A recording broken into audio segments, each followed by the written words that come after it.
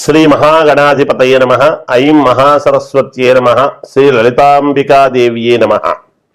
దీర్ఘకాలిక సమస్యలకు 100% treatment guarantee. 20 సంవత్సరాల ఎక్స్పీరియన్స్ కలిగిన అంతర్జాతీయ హోమియో వైద్యులు డాక్టర్ బెల్లంకొండ నాగేశ్వరరావు గారి ఆధ్వర్యంలో హోమియో ద్వారా 100% ట్రీట్మెంట్. For appointments 8121998560. మీ ఆరోగ్యం మా భరోసా. 2024 కొత్త సంవత్సరము జనవరి. మామూలుగా జనవరి అనగానే సంవత్సరం పాత సంవత్సరం అయిపోయింది. 2024 కొత్త సంవత్సరం వచ్చింది కదా. మరి రాశి ఫలాల కార్యక్రమములో 12 రాసుల వాళ్లకు కూడా ఈ కొత్త సంవత్సరం ఎలా ఉంటుంది, ఏమిటి, మా జీవన గమనం ఎలా ఉండబోతుంది అనేటువంటి ఆలోచన అందరికీ ఉంటుంది గాక. అయితే మనకు ప్రామాణికం ఏమిటి? ఉగాది పండుగ. సహజముగా చైత్ర శుద్ధ పాడ్యమి ఉగాది పండుగ నాడు మనము రాశి ఫలాలు కార్యక్రమం అనేటువంటిది ఉంటుంది. కానీ ఈ కాలములో మరి జనవరి నుంచి ఉగాది పండుగ వరకు కూడా ఎలా ఉంటుందో కూడా తెలుసుకోవాలి కదా అనేది ఉంటుంది కదా.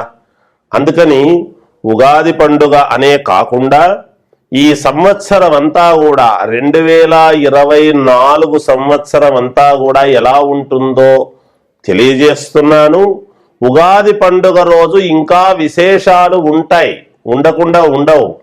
ఆనాడు కీలకమైనటువంటివి ఇంకా కొన్ని నేను ప్రతి రాశి వాళ్లకు కూడా తెలియజేయడము తప్పకుండా జరుగుతుంది గాక. అందువలన ఇప్పుడు నేను చెప్పేటువంటి వాటితోనే సరి ఇంకా ఇంతేనేమో అని ఎవరూ అనుకోనక్కర్లేదు.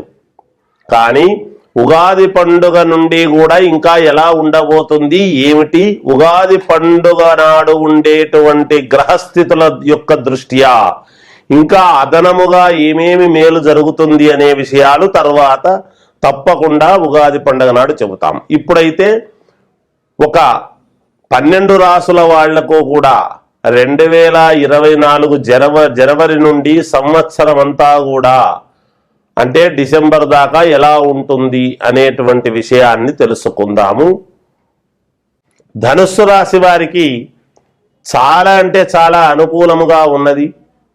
ధనుస్సు రాశి వాళ్ళ యొక్క ధనుస్సు రాశికి సంబంధించినటువంటి గురువు స్వచ్ఛగతుడై మేషములో ఉండేటువంటి దాని వల్లను, ధనుర్రాశికిను మీనరాశికి రెండిటికి ఒకటే అయినటువంటి గురువు స్వచ్ఛగతుడై ఉండేటువంటి దాని వల్ల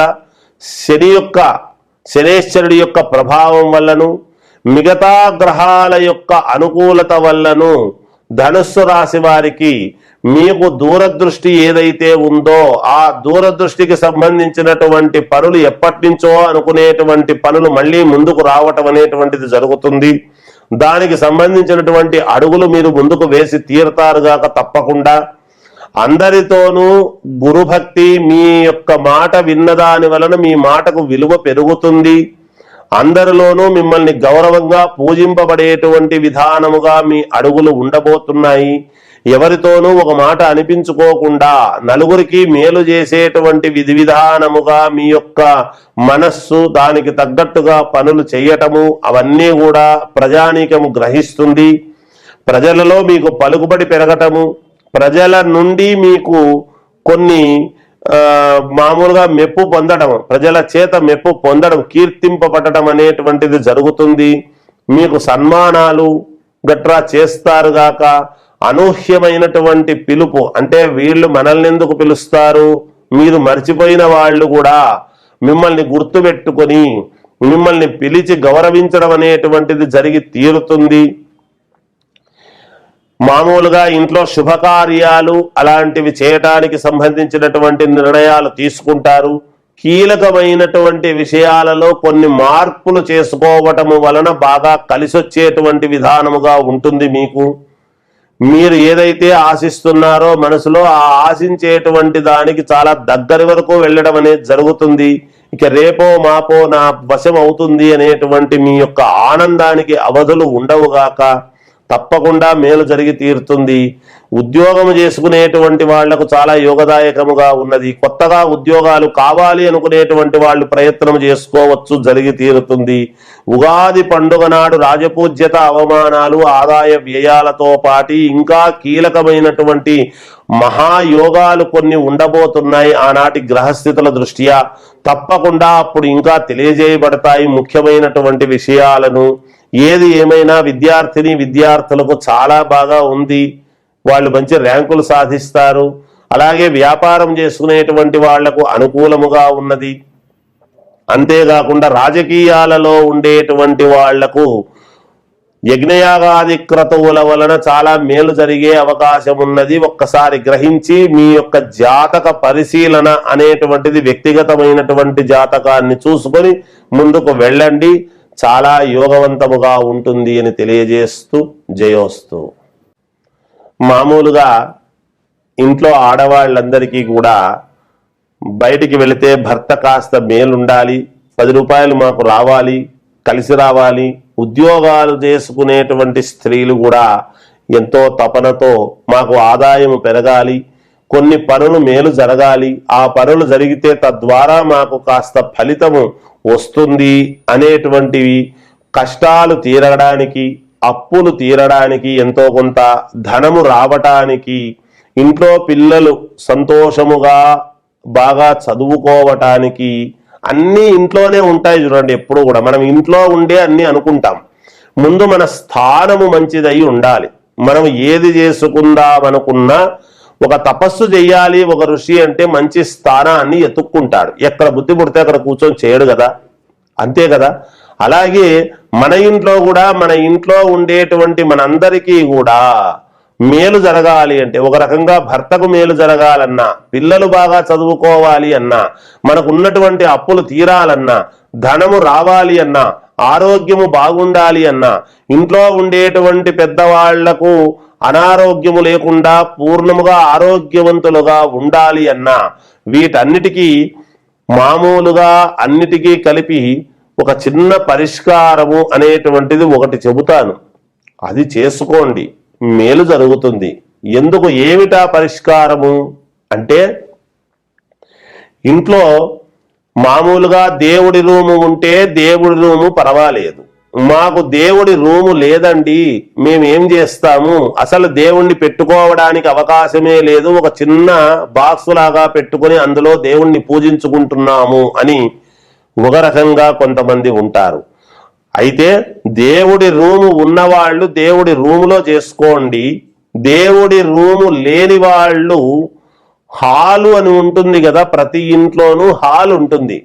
హాల్లో ఈశాన్యము వైపు అంటే తూర్పు ముఖంగా నిలబడినప్పుడు ఎడమ చేతి వైపు తలుపు ఉంటుంది.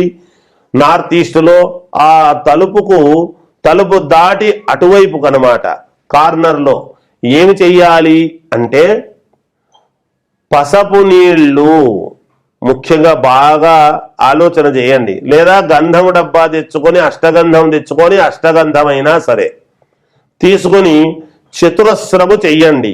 చతురస్రము అంటే 4 మూలలు కరెక్ట్గా ఉన్నట్టుగా అలా చతురస్రాకారముగా చేసి, ఆ చతురస్రాకారము చేసినటువంటి దాంట్లో మధ్యలో కాస్త పసుపు వేసి కుంకుమ వేయటము. కుంకుమ వేసిన తరువాత 3 తొమలపాకులు 2 ఒక్కలు పెట్టటము.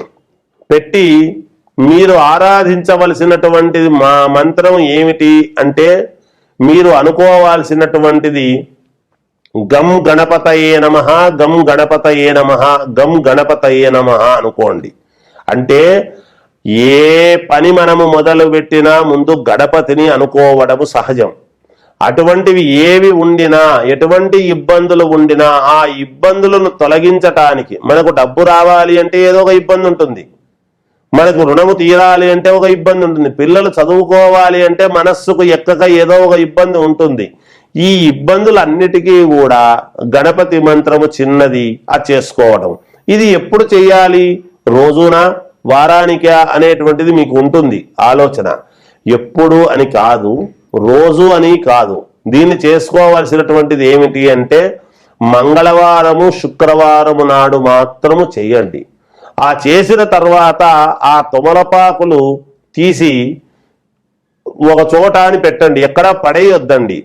ఇలా కొంతకాలము పాటు చెయ్యండి, మీకు తెలుస్తుంది.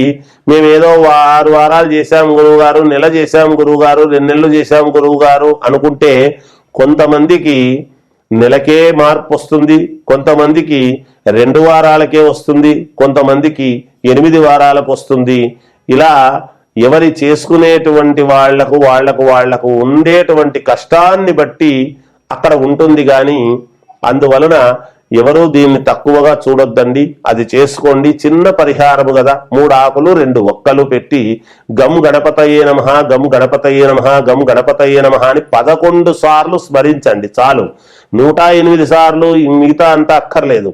ఇది 11 సార్లు మాత్రం చేసుకోండి. ఇంట్లో ఆడవాళ్ళు మేలు జరుగుతుంది. జయోస్తు.